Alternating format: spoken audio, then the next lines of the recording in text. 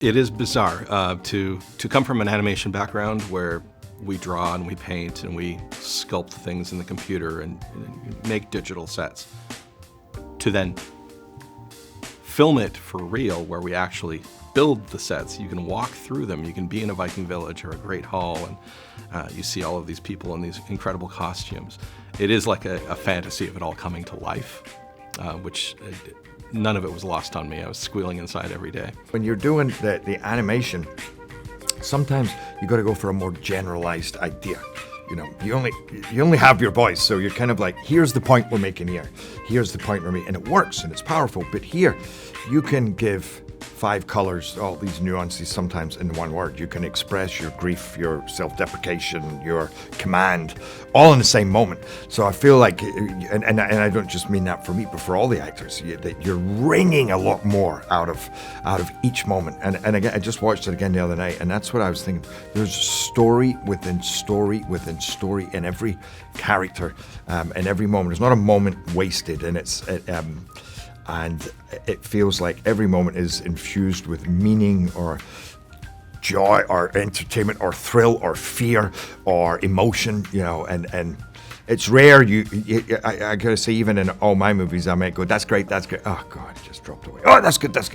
This movie never drops. You know, you're always engaged, compelled, moved, and that was great to be a part of that challenge. It's been such a joy and truly an honor. You know, I care about Hiccup in this world so much, and I love these characters, so do so many other people. So going into it, I just wanted to do my best to you know, do the character justice. Now you go. It was a real, I mean, it says it's just a real honor, and I think there is something quite stressful about it, about taking on characters that are so beloved and that we both love so much. But I think there is something also really there's also something really cathartic and like full circle about getting to see yourself as a version of something that you looked up to as a child is really amazing. It was like, for me, I don't know about anyone else, but it was like equal parts the most fun time I've had with the character and also deeply terrifying. Because these characters are so near and dear to us. It was interesting trying to find thread the needle of bringing enough heart into it from the originals and also making it our own. Yeah, no, it was totally that. Yeah. And like, it's nice coming to something, because you always end being quite fond of your character, I think, but coming to something and you already love them. Yeah. It was like wonderful. It's such a treat. I loved putting on my wig as well. Oh, You in that wig? I loved it.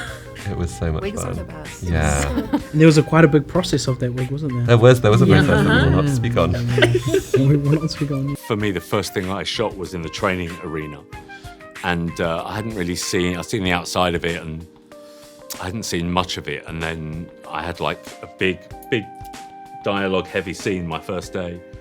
And then I got onto the set and they open these huge, massive doors, which apparently they found the wood that they used to make the doors in the bottom of the sea in Belfast Harbour.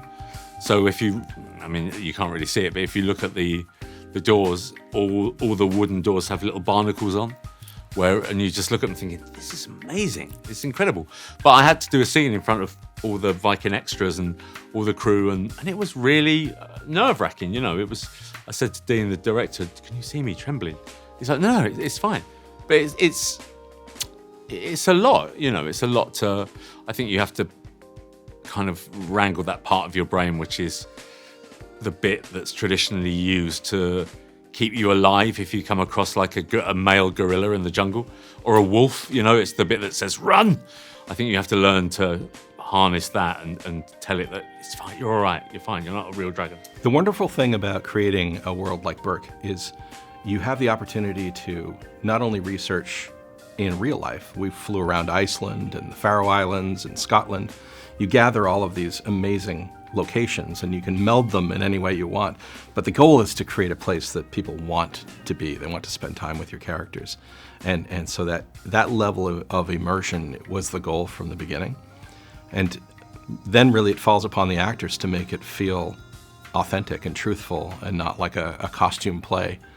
And You know, that's for me the greatest education of it all, is to sort of sit back and watch that magic happen after you've done all of the preparation. There was a lot of different emotions going on because it took 4 hours to do the first costume fitting. There was so much to put on and to get it right, to make it fit, that my back was breaking, and I actually left full of fear because I thought, I can't wear this costume. This whole movie's going to fall apart because I can't wear this costume. But when it was finished and I stepped out, I felt like it was a metamorphosis. It was a transformation. It made it a lot of stepping into story. I didn't even have to think about, because I was there. You know, I already felt this man, this chieftain, this power. And then the work was almost going in opposite direction, and understanding the emotions, the grapple, the struggle, the contradictions within that, because I had this, because the costumes were so incredible, as was the hair and makeup, you know. So I could transform and then dive into the journey and just play in the sandbox, but really get into the details, especially with my son. Stepping into it for the first time, I can't look at you while we do this. Okay, go ahead. Stepping into it for the first time was crazy. I mean, I remember the first time we were together and we went into the arena and we went into... I didn't even do anything that time. That's you. And we went into the village. There was a version of this movie where they could have just CG'd everything, and so I think the fact that they made such hyper-realistic practical sets. I mean, there was one day where they even had a fish. Stop, I'm gonna finish this. They had a fish. There was a really weird smell on set in the village, and we're like, what is that? It smells awful. And they were like, oh, it's the fish hut. Yeah, they built like a fish house. And we were like, what do you mean, a fish hut? And we went in, and there was like raw fish, rotten, hanging all over his house, and then a fan blowing it into the village. And we were like, why are you doing this? And they were like, for ambience, for the vibes. And me and Mason were like, turn off the fan. It was horrible, but it really does make it so that when you're on set, it's just, you're totally in it, and it was very, very... Yeah, it was really easy to really just step on set, and they really put you in that world, so it wasn't much... You don't have a choice. It wasn't too hard on that end, so it was nice. Trying to make each other giggle, that's sort of it. It's just like knowing what was lovely is like very early on, like knowing what would sort of make each other go, and Yours trying to then do that.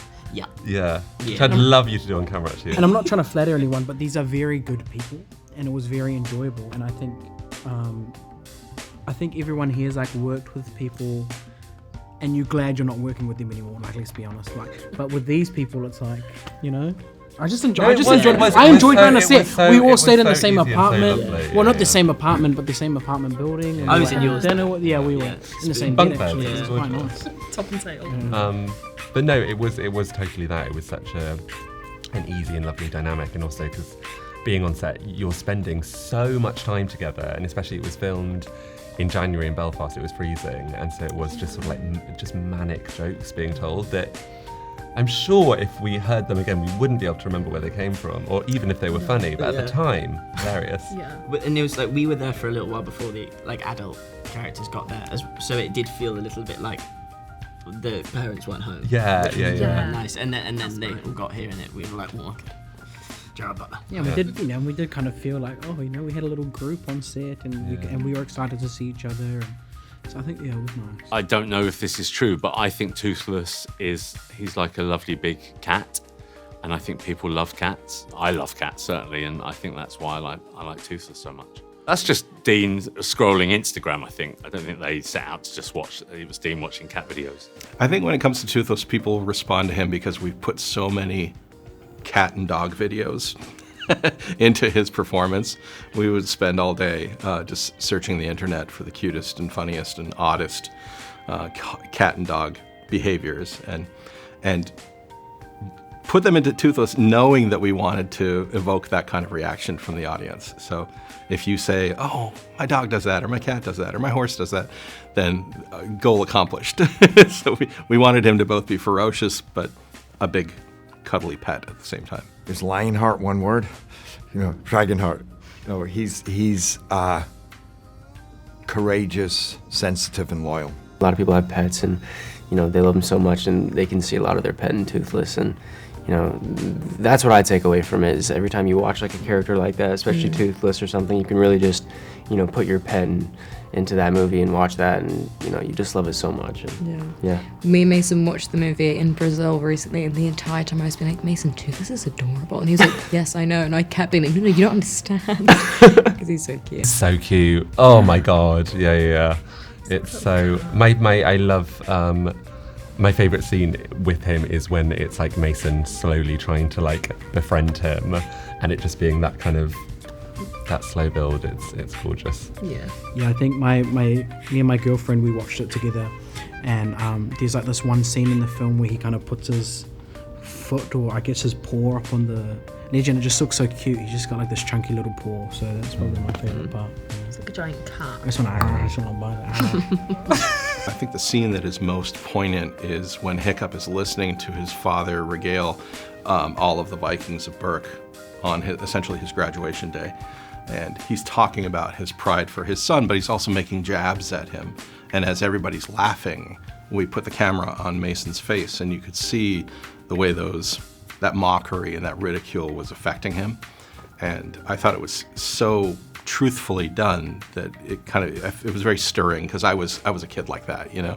And I think anyone who's ever been an outsider will respond to Hiccup from that point of view. Dean took me around and said, here's the biggest Viking ship ever built, you know, and here's your Great Hall, which felt like a mini skyscraper, and look, here's the arena, which felt like the Colosseum, and here's Berk, and then you see them all dressed up and lit and filled with life and breathing, and the heart is pumping, and all this. It is, you don't get, I've never had those opportunities before to transport so much into a world, and like, if that's happening for me, I 100% know that when that world is augmented and finished, then the audience are going on such a ride, such an incredible ride. Oh my God, I have one of yours that I was really surprised by how upset it made me, but it was so brilliantly acted by you. But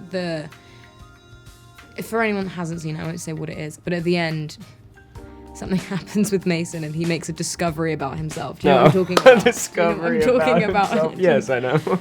And you were so heartwarming and so brilliant, and I think that it was something that I really love that they, in live action, were able to kind of a moment to give more breath to, and it was so special, and it really made me, I could get emotional speaking about it now. It was really, really wonderful. Thank you. There's a scene when me and Gerard are in the Great Hall, and he's addressing the Vikings, and then they all file out, and then we kind of pan across to see Gobbers left, and they have like a big conversation about, you know, you're not going to be around to protect him every day. I loved shooting that.